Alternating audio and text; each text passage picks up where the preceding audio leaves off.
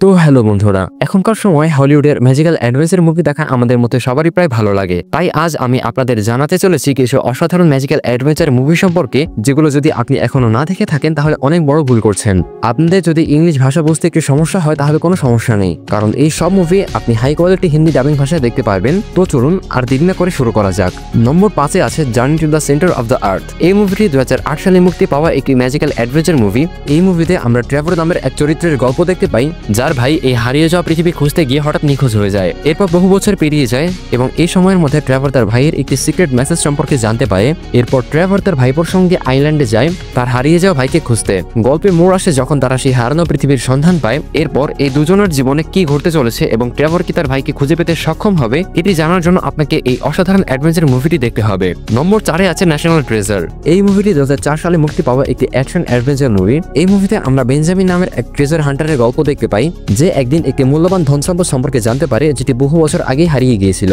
এরপর তাকে সে ট্রেজার নিয়ে কিছু ক্লু খুঁজে পাওয়া যায় এবং সে একটি অ্যাডভেঞ্চার যাত্রায় বেরিয়ে পড়ে সেই ট্রেজার খুঁজতে। কিন্তু গল্পে মোড় আসে যখন বেঞ্জামিন জানতে পারে যে সেই ট্রেজারের পিছনে আরো বড় বিপজ্জনক লোকেরা রয়েছে। এরপর বেঞ্জামিনের জীবনে কি ঘটে এবং শেষ পর্যন্ত সে কি ট্রেজার খুঁজে পায়, এটি জানার জন্য আপনাকে এই অসাধারণ অ্যাডভেঞ্চার মুভিটি দেখতে হবে।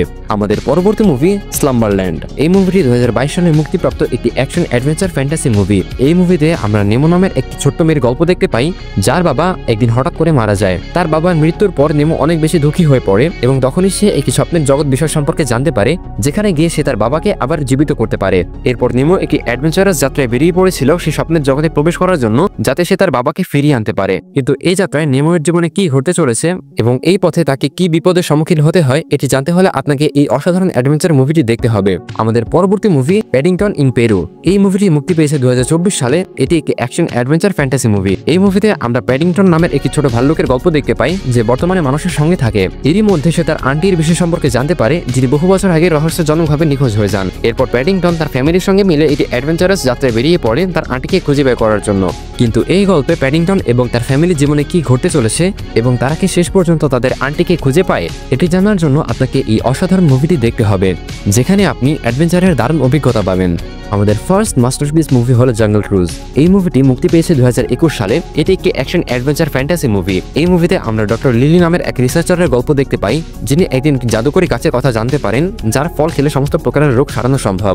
এরপর তিনি তার ভাইয়ের সঙ্গে মিলে অ্যামাজন জঙ্গলে বেরিয়ে পড়েন সেই জাদুকরীর গাছ খুঁজতে, যেখানে তাদের দেখা হয় ফ্র্যাঙ্ক নামের এক স্কিপারের সঙ্গে, যিনি এই অ্যাডভেঞ্চার সফরে তাদের সঙ্গী হন। এই তিনজন একসঙ্গে সেই ম্যাজিক্যাল ট্রি খোঁজার যাত্রায় নামেন। তবে এই যাত্রায় তাদের কি কি বিপদের সম্মুখীন হতে হয় এবং শেষ পর্যন্ত তারা সেই জাদুকরীর ট্রি খুঁজে পেতে সক্ষম হয় কিনা, তা জানতে হলে আপনাকে এই অসাধারণ অ্যাডভেঞ্চার ফ্যান্টাসি মুভিটি দেখতে হবে। যদি ভিডিওটি একটুও ভালো লেগে থাকে তাহলে ভিডিওটি লাইক করুন, এবং যদি আপনারা এই ধরনের হলিউড মুভিজ এবং সিরিজ দেখতে ভালোবাসেন তাহলে আমাদের চ্যানেলটি সাবস্ক্রাইব করতে ভুলবেন না। ধন্যবাদ।